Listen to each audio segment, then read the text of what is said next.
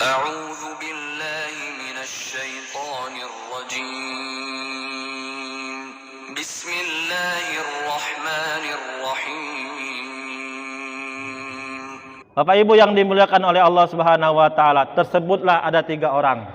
Yang pertama mati syahid, yang kedua adalah orang kaya, yang ketiga adalah ulama. Maka orang kaya, ulama sepakat mendahulukan orang yang mati syahid untuk masuk surga terlebih dahulu. Akhirnya orang yang mati syahid ini duluan masuk surga. Begitu dia mau melangkahkan kakinya, dia mikir, akhirnya mundur.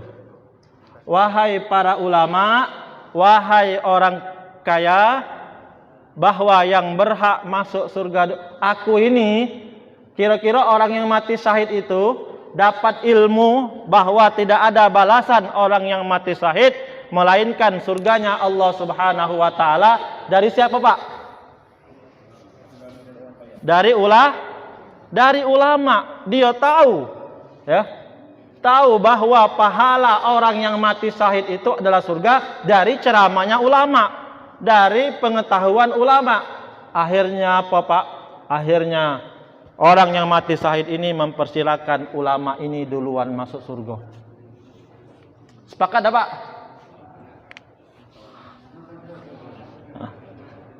Akhirnya ulama masuk surga duluan. Ketika mau melangkah ke surga, dia mikir, aku ceramah ini, bisa ceramah itu kalau bukan bantuan para donatur, ya, maka tidak akan bisa saya ceramah. Orang kaya itu yang dermawan tadi, ya, dia membangun rumah tahfiz, membangun sekolah, menyantuni anak yatim piatu, ya, sehingga ustadz kita bisa ceramah, bisa berdakwah. Ini berkat orang yang kaya tadi. Dan orang mati syahid ini dibiayai oleh orang kaya tadi. Kalaulah bukan dibiayai oleh orang kaya tadi untuk berjihad di jalan Allah, maka dia tidak akan bisa berjihad di jalan Allah Subhanahu wa taala. Akhirnya ulama dan orang yang mati syahid sepakat bahwa yang duluan masuk surga adalah orang kaya. Tapi kaya yang cak mana dulu, Pak? Ya, cuman kalau kaya pelit itu yang terakhir masuk surga, ya. Ini orang kaya yang dermawan. Makanya kata Rasulullah, ni'mal malu lirrajulis sholih, bahwa sebaik-baik harta adalah harta yang dimiliki oleh orang-orang yang soleh, ya. Ada, Pak, keuntungan. Jadi di zaman sahabat, Bapak iri tak dengan orang kaya yang dermawan? Hah? Ada di zaman sahabat mengadu ke Rasulullah. Orang miskin-miskin di kalangan sahabat mengadu kepada Rasulullah. Ya Rasulullah, zahaba ahlud dusur bid darajatil ula. Ya Rasulullah, orang-orang kaya dari kalangan sahabat itu telah mengalahkan kami dengan derajat yang tinggi, ya Rasulullah. Memangnya kenapa, kata Rasulullah? Yusalluna kama nusalli. Orang kaya tadi sholat sebagaimana kami sholat. Yasumuna kama nasum. Orang kaya tadi berpuasa sebagaimana kami berpuasa. Tapi mereka ada haji, mereka umroh, mereka sedekah. Kami tidak pacak, ya Rasulullah. Jadi pahala mereka lebih tinggi daripada kami, ya Rasulullah. Jadi cemburu, ya, sahabat ini cemburu. Tetapi kata Rasulullah, mau tak aku kasih tahu sebuah amalan, kalau engkau amalkan, engkau akan mengalahkan orang-orang kaya yang dermawan tadi, akan mengalahkan mereka. Apa amalannya? Baca subhanallah 33 kali, baca alhamdulillah 33 kali, baca Allahu Akbar 33 kali setiap habis sholat. Maka bahagialah, maka senanglah sahabat yang miskin ini. Alhamdulillah, ternyata kami bisa mengalahkan orang-orang kaya. Cukup dengan subhanallah Alhamdulillah, Allahu Akbar. Dibaca setiap selepas sholat. Esok harinya dikabarkan, datang lagi uang miskin ini ke Rasulullah. Ya Rasulullah, ngapo lagi kata Rasulullah? Kamulah tinggi. Amalan tadi diketahui oleh uang-uang kaya tadi, sehingga mereka mengamalkan juga ya Rasulullah. Ya sudah, berarti itulah kehebatan uang kaya tadi. Berarti itulah hebatnya uang kaya. Tidak baca lagi, ya sudah, itu nikmat yang Allah berikan kepadanya. Ya. Ternyata inilah kelebihan orang-orang kaya yang dermawan. Bapak Ibu yang dimuliakan oleh Allah. Jadi ciri yang keempat adalah alladzina yunfiquna fis sarra'i wad dharra. Orang-orang yang menafkahkan hartanya di jalan Allah, baik dalam keadaan lapang maupun dalam keadaan susah. Di sini Allah sebutkan dalam keadaan lapang maupun susah. Kalau dalam keadaan lapang kita bisa sedekah, ya. Tapi kalau dalam keadaan susah, ini yang susah ya. Lah buntu nak sedekah pula. Nah, ini yang sulit. Kalau Bapak amalkan ahli surga. Buntu sedekah ahli surga. Ya.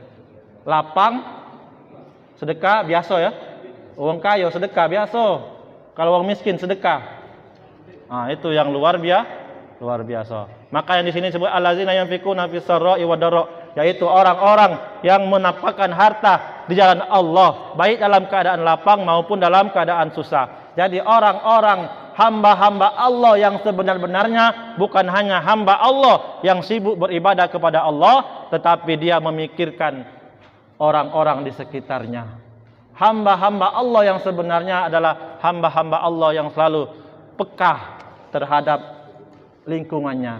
Bukan baik hablum minallah baik, hablum minan nas juga baik.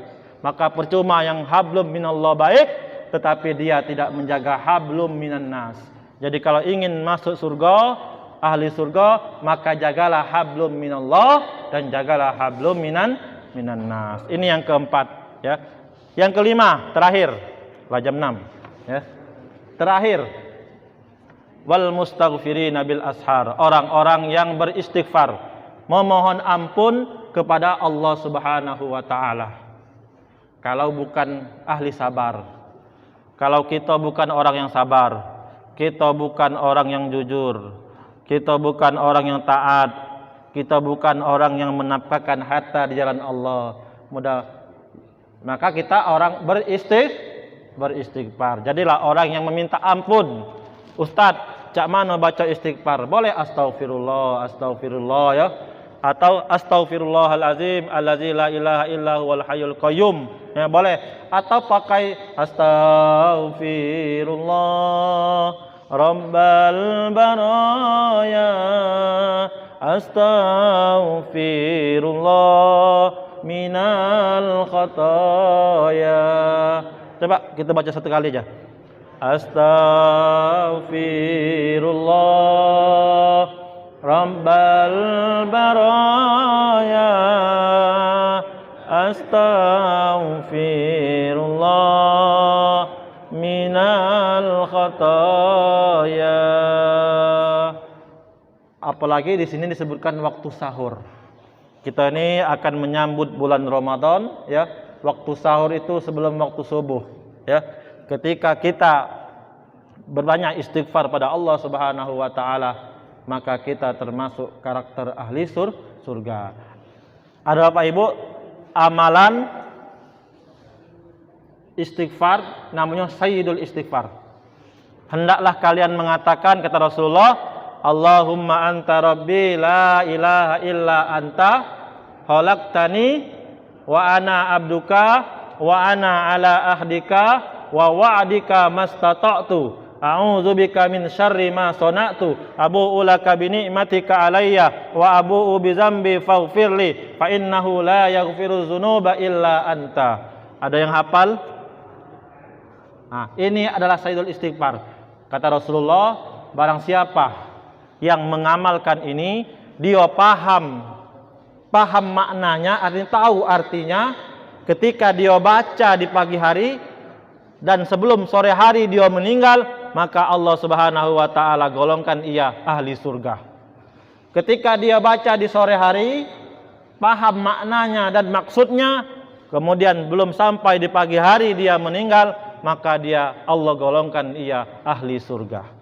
Jadi Bapak ini amalan yang ringan. Allahumma anta rabbi la ilaha illa anta khalaqtani wa ana 'abduka wa ana 'ala ahdika wa wa'dika mastata'tu a'udzubika min syarri ma sana'tu abu'u laka bi ni'matika 'alayya wa abu'u bi dzambi faghfirli fa innahu la yaghfiru dzunuba illa anta. Maka ini kita amalkan.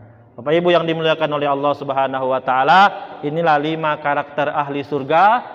Mudah-mudahan dengan kita mengetahui yang 5 ini, syukur-syukur limo-limonya ada pada diri kita. Kalau tidak ada nomor 1, nomor 2 jadilah. Ya, jujur. Tidak kata nomor 1, 2, nomor 3. Taat kepada Allah. Ya, orang yang al-qanitin. Tidak dapat nomor 1, 2, 3, nomor 4 al-munfiqin. Karena kita ini masing-masing ini beda-beda. Ada yang nomor 1, uangnya sabar, dimarahi, tidak dimarahi sabar. Ada yang tidak sabar, cuman dia jujur. Ada orang yang tidak sabar, tidak jujur, cuman dia taat. Ada orang yang tidak sabar, tidak jujur, tidak taat, tapi sedekah. Nah, ya. Kalau empat-empatnya tidak kate, istighfar. Tidak juga istighfar, tidak tahulah aku cak mana orangnya. Ya. Jadi 5 ini usikum wa iyaya binafsi bitaqallah. Yang 5 ini mudah-mudahan kita termasuk di dalamnya, sehingga kita kedepannya lebih mudah lagi menuju ke surganya Allah Subhanahu wa taala. Usikum wa iyaya binafsi bitaqallah. Wallahu muwaffiq ila aqwamit thoriq. Wassalamualaikum warahmatullahi wabarakatuh. Ya, ada yang mau bertanya? Kalau bisa saya jawab, tidak bisa PR. Assalamualaikum warahmatullahi wabarakatuh. Waalaikumsalam. Di samping tadi surat Al-Imran 17 juga ada menyatakan dalam surah Al-Imran 134 bahwa tanda-tanda orang takwa itu adalah salah satu memohon ampun kepada Allah, bersabar juga, menahan amarah. Jadi menunjukkan bahwa kita takwa itu adalah mohon ampun, bersabar, sedekah cepat sempit. Maksudnya waktu buntu dan waktu senang. Kemudian juga membuat kebaikan. Kira-kira penjabarannya itu, apakah ada korelasi antara surat tadi ayat 17 dengan ayat 133, 134? Terima kasih Ustaz. Assalamualaikum warahmatullahi wabarakatuh. Jadi Bapak Ibu yang dimuliakan oleh Allah, itu ayatnya wasari'u ila maghfiratin mir rabbikum, ya. Nah, itu bahwa ciri-ciri orang-orang yang bertakwa, ya, di antaranya adalah wasari'u ila maghfiratin mir rabbikum wa jannatin arduhas samawati wal ardh, ya. Apa itu? Kemudian di situ dikatakan bahwa intinya ciri-ciri orang yang bertakwa itu adalah orang-orang yang menafkahkan hartanya, ya. Allazina yunfiquna fis sarra'i wad dharra, ya, wal kaziminal ghaiz, menahan amarah, wal 'afina 'anin nas, dan memaafkan saudaranya. Ustaz, apakah ada korelasi dengan surat Ali Imran ayat 17? Nah, ini artinya cocok, ya. Inilah Al-Qur'an, ya, bahwa di antara inti daripada 5 yang tadi adalah takwa kepada Allah, ya. Jadi ada korelasi antara surat Ali Imran itu, ya, allazina yunfiquna fis sarra, ya. Kenapa di sana pasti ada yang yunfiquna, menafkahkan harta? Ada apa dengan menafkahkan harta, ya? Setiap kita lihat ciri-ciri orang yang bertakwa, ciri karakter ahli surga, pasti di sana dicantumkan menafkahkan harta, artinya menjaga hubungan, ya, antara Allah dan manusia. Jadi itu ada korelasinya, benar, ya, ada korelasinya. Menahan amarah itu yang mana? Wal kaziminal ghaiz, yang menahan marah itu artinya apa? Bersabar, ya. Menafkahkan harta, ya, dengan orang yang menafkahkan harta di jalan Allah Subhanahu wa taala. Maka ketika kita gali Al-Qur'an lebih dalam lagi, maka banyak korelasi-korelasi yang kita temukan, ya. Jadi kalau kita ingin bertakwa, ya, mendapatkan harta jalan Allah dan bersabar, ya, itu. Ya. Assalamualaikum warahmatullahi wabarakatuh. Waalaikumsalam. Pada hakikatnya kita tidak takut dengan kematian, karena itu sesuatu yang mesti terjadi. Yang menakutkan adalah siksaannya. Kubur. Dosa-dosa apakah yang menjadikan manusia mendapatkan siksa kubur? Terima kasih. Assalamualaikum warahmatullahi wabarakatuh. Waalaikumsalam warahmatullahi wabarakatuh. Sebenarnya banyak ya siksa kubur. Cuman saya sebutkan yang paling ringan. Rasulullah Shallallahu Alaihi Wasallam lewat kuburan. Dua orang mendengar dua kuburan ini diazab. Rasulullah dengar tangisan ahli mayit ini ya, diazab. Kenapa Rasulullah? Mereka bukan perkara yang berat, tapi perkara yang ringan, yang kecil. Apa itu Rasulullah? Ada yang tahu tak? Betul. Dia tidak menyempurnakan, tidak benar-benar bersuci, ya. Ketika buang air kecil tidak benar-benar, maka itu diazab di kuburan. Satu, dua, tidak sholat, ya. Menunda-nunda sholat itu juga ada Bapak Ibu. Sholat zuhur menjelang asar, sholat asar menjelang maghrib. Nah, hati-hati, tanpa alasan syar'i itu juga disiksa dari kuburan, ya, itu. Jadi banyak korupsi, kira-kira siksa tidak di kuburan? Tidak ya?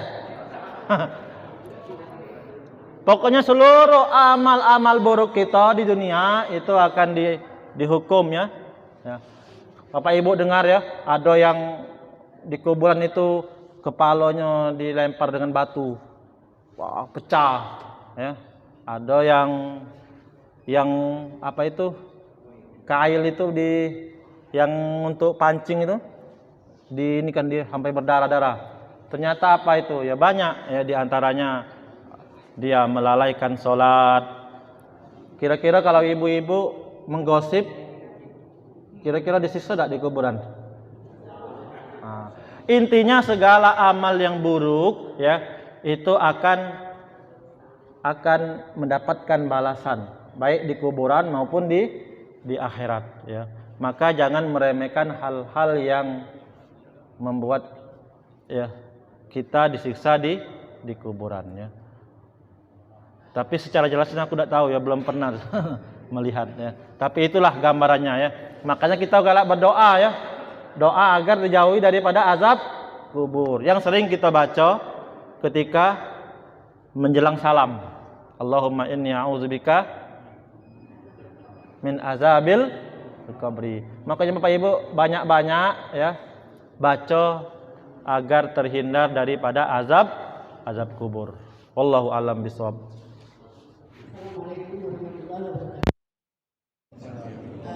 Ini Pak, kita yang beragama atau katakan kita orang Muslim itu dilarang mendoakan orang yang lain dengan kita. Tetapi bagaimana hukumnya kalau itu terjadi orang tua sendiri yang beragama lain? Mohon Pak penjelasan. Mendoakan orang yang non Muslim. Mendoakan. Ini ada teman saya itu Muslim, dianya sendiri Muslim, tapi saya tetap mendoakan, katanya, walaupun bagaimana selagi dia masih turunan adab tetap mendoakan. Nah itu mohon Pak penjelasannya. Kalau kita mendoakan orang non Muslim, bagus kalau masih hidup agar diberikan hidayah, ya. Doanya doa Allahumma hdi, sebutkan nama orang tersebut, ya, agar dia istiqomah. Mendoakan saudara kita Allahumma hdi, ya, sebutkan namanya, wasaddidhu, ya, agar dia diberikan hidayah. Kalau sudah meninggal, ya, maka doa kita ini tidak berlaku bagi orang yang bukan muslim, ya. Kalau orang yang sudah meninggal bukan muslim, kalau dia tidak ada iman, ya, kalau dia tidak ada kalimat la ilaha illallah, maka dia selamanya nanti di neraka. Ya, makanya setiap orang yang ada kalimat la ilaha illallah pasti masuk surga. Wong Islam itu pasti masuk surga. Cuma masuk surganya beda-beda. Ya. Beda-beda. Ada yang masuk neraka dulu disiksa, dikeluar ke dosa-dosanya habis baru masuk surga. Ada yang cepat, ada yang lambat. Tapi yakinlah orang yang ada kalimat la ilaha illallah, orang yang beriman kepada Allah, maka dia pasti masuk surga walaupun beda-beda. Tetapi orang yang tidak ada iman, tidak ada kalimat la ilaha illallah, maka dia selama-lamanya di neraka. Maka kita na'udzubillah, kalau jangan sampai kita termasuk orang yang tidak ada kalimat la ilaha illallah ketika kita meninggal, tidak percaya dengan Allah Subhanahu wa taala, maka dia termasuk orang yang merugi, ya, orang kafir. Jadi ketika orang itu sudah meninggal, orang kafir itu sudah meninggal, maka doa kita tidak berpengaruh, ya, tidak bisa nyampai, karena kita mendoakan itu orang yang beriman, ya. Doa orang beriman, mendoakan orang yang beriman itu nyampai, ya, itu akan mendapatkan pahalanya. Tetapi kalau kita mendoakan orang yang mati dan dia tidak beriman kepada Allah Subhanahu wa taala, maka itu tidak nyampai, ya, tidak ini. Maka dia tidak akan selamanya, ya, tidak akan merubah. Malaikat tidak akan terpengaruh, ya, dengan, ya, doa tersebut. Tidak nyambung istilahnya. Syarat nyambung itu harus beriman, iman sama iman, ya. Tetapi kalau di dunia dia masih hidup, tetap kita berbuat baik, ya. Kita ini, ya, mendoakannya agar diberikan hidayah kepada Allah Subhanahu wa taala. Wallahu a'lam bishawab. Walaupun itu orang tua, ya. Kalau dia sudah meninggal kafir, ya, doa kita tidak akan didengarkan, ya, tidak akan dikabulkan oleh Allah Subhanahu wa taala. Jadi syarat diterimanya doa itu beriman.